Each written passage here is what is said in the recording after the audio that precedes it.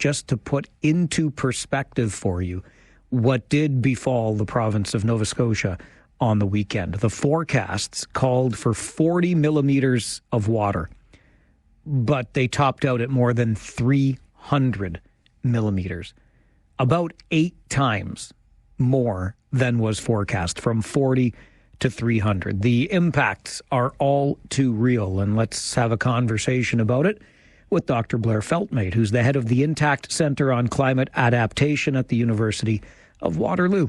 Blair, good afternoon. Good afternoon. I would think that what we are seeing in terms of wildfires, heat, flooding, etc., are merely symptoms of climate change, and we're likely to see more of this in the years ahead. Well, the short answer is yes, you are correct. Periodically, you'll hear people talk about the new normal of weather associated with climate change, but the reality is there is no new normal. There is just going to be evolving extreme weather because climate change is irreversible. We can slow it down, and we should do so to the best of our ability, but the change is locked into the system. So as extreme as the weather may be today relative to previous times, it's going to be increasingly so challenging going forward, period. When you look, Blair, at what happened in Nova Scotia last weekend, can you pinpoint some of where things went wrong in the province? Well, lack of preparedness is ultimately the bottom line. Nova Scotia has now been hit by a trifecta of flooding, wildfire, and extreme heat all in 1 year. And my very strong guess is that the provincial authorities have and communities have increasingly so religion on the file that they need to prepare for extreme weather more so going forward. But they were caught off guard. And by the way, this is not to pick on Nova Scotia. You could go to lots of other provinces right across Canada that when extreme weather hits, and it just hits once, very often there still isn't a strong reaction. Communities will think, well, this was just a one-off. But then within a 5-year period, they get hit with another extreme weather event, where flooding or wildfire or whatever it might be. And I, as a general broad observation, I find communities have to be hit twice before they realize, look, something is different in the system, and we need to pay attention and prepare more effectively. That preparation, too, is something I've been giving a lot of thought to, because it occurs to me that the infrastructure that might be in play or at stake here, be it bridges, buildings, whatever that might be, has been built so long ago that preparation then would have been based on historical averages or trends from as much as a century earlier. So if we start preparing today, we need to start preparing based on brand new models, don't we? Yeah, and the preparation is in two regards, basically. It's if you're building, let's say, a new community going forward, or you're placing a factory somewhere or something, you would want to do modeling to, number one, look at where is the water going to go today in the community in which I want to build in, or where this factory might go, when extreme precipitation hits, perhaps 100 to 200 millimeters of rain over a 6 or 8 hour period, or something in that order. And then using that, you can say, okay, given this delineation of where water would go in the community relative to that event, let's not build there. Or if we do build there, make sure we put take the appropriate measures to make it such that that structure won't flood out. But also, when you're building these structures, they generally have a turnover time or a lifespan. They're going to be there 25, 50, 75 years from now. So not only do you have to plan for the extreme weather today, you have to anticipate that which may be coming in the future, because once you've built it, you've built it. It's a done deal. So that's the new regime under which we should be thinking about building, is anticipating the future under an extreme weather scenarios. While we are talking about what municipalities can be doing here and communities more broadly, do we have any opportunity, Blair, individually to better protect ourselves and our properties from the impacts of climate change? Yeah, the short answer is yes. And by the way, to a very large degree. There's 3 perils in the country that are particularly problematic. 2 are financially costly, and 1 is lethal. Flooding and wildfire are the two financially most costly impacts hitting homes, and wildfire obviously for homes in the forested regions. And then extreme heat, when it goes wrong, it's the one that, people can actually die from extreme heat. But let's just back up to flooding, go to flooding. So the number one cost of climate change in Canada is residential basement flooding, people's basements flooding. And the average cost, by the way, is about $43,000 for basement flood. There's a lot people can do around their home on the outside of the property and in the basement itself, generally speaking, over a long weekend, that can very much lower the probability that their house will end up with a flooded basement when the big storms hit. For example, our group went into about 700 homes in New Brunswick, Quebec, Ontario, and Saskatchewan, and we spent about an hour and a half to 3 hours per home looking at factors around the outside of the property or in the basement itself that could affect basement flooding. We found that for 70% of homes we went to, there was somewhere around the property where the grading of the property directed water towards the house versus away from it. So number one is check the grading of your house to make sure water is flowing away from the house, not towards it. If people have a sub pump in the basement, a sub pump in a well, looks like a bucket, that is there, that if water got in the basement, it goes into this well and then the pump pumps the water outside. Check your sub pump before the big storms hit to make sure that it actually works. Pour a bucket of water in there and see, does it pump water outside? And that takes maybe 10 minutes or something.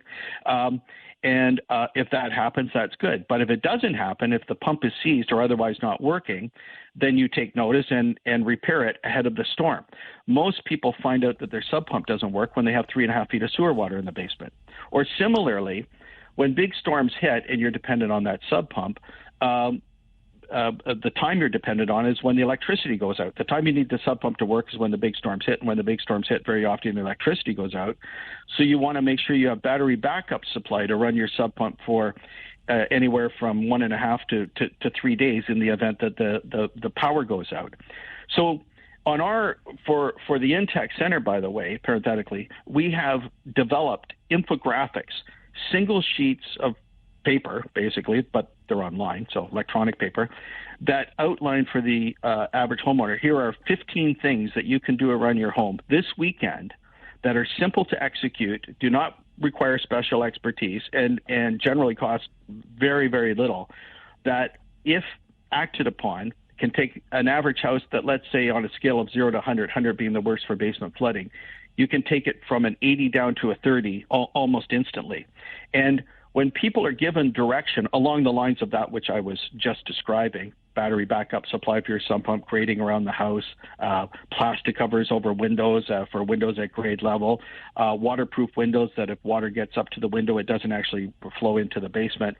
Through these types of initiatives, we find that when people are given direction as to what to do to protect their homes, 70% of people report taking at least 2 measures within a 6-month period to protect their homes from basement flooding.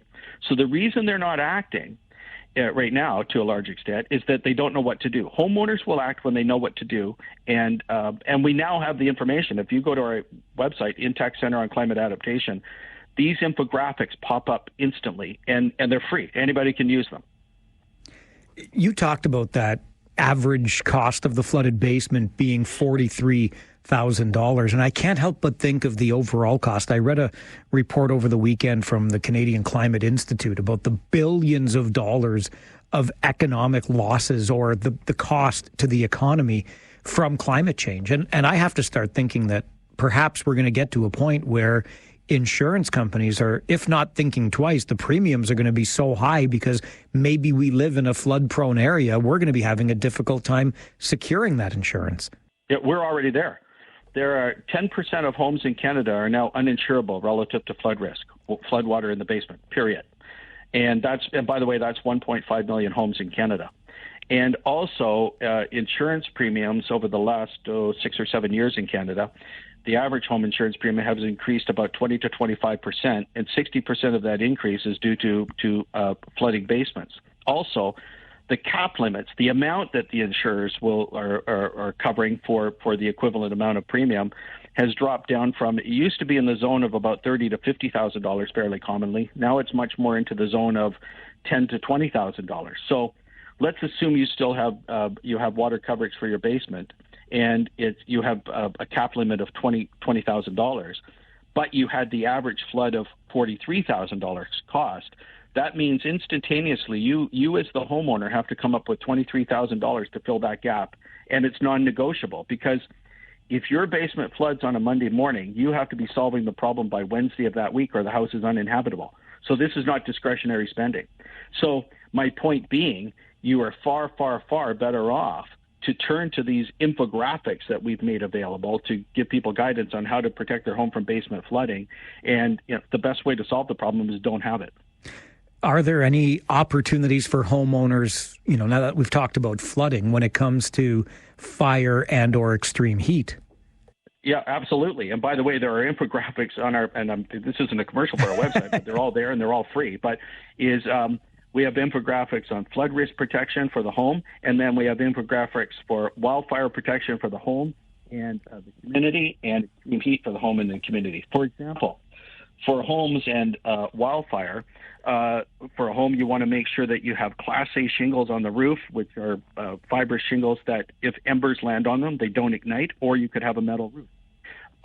Around the perimeter of the house, within a distance of 2 meters, you want to remove all shrubbery and or any other type of burnable material to make it such that if fire gets up to the house, it stops 2 meters away, versus if you have all kinds of shrubbery there, the shrubs ignite and then the heat transfers into the house and the house burns down. Large coniferous trees within close proximity to the house, you want to remove them so that if they ignite, they don't fall over and land on the house and the house burns down. You can have fire-protected cladding on a house that won't ignite when fire hits it. You can have fireproof back porches. You don't store your wood at the back door of the house for convenience purposes that obviously, during a fire could ignite and cause the house to burn down. So there's a whole multiplicity of initiatives along the lines of what I just described for wildfire protection. And then for extreme heat, one of the things we want to do, whether it's in apartment buildings or houses, is map out the group in the country that is the most vulnerable to extreme heat, the people that actually die during extreme heat events. It's the elderly, people 70 years of age or older, living alone, of limited financial means, which probably means they're in an apartment somewhere with no central air conditioning, and quite often there's nobody checking on them. So one of the things we need to do in the country is map out where are these people living in apartment buildings, condos, homes, and make sure that prior to the heat event, we know where they are, and then during the heat event, somebody's actually checking on them once or twice a day to make sure, are you okay? Do you have a fan? Do you have an air conditioner? Are you properly hydrated? Do you need a trip to a cooling center? So behaviorally, that's a group we need to zero in on. But also for apartment buildings, let's say, we can engage what's called passive cooling. We can have shutters on windows to keep sunlight from coming directly into the building, glazing on windows that attenuate sunlight. We can have roof vents that let hot air, which rises, escape out of a building.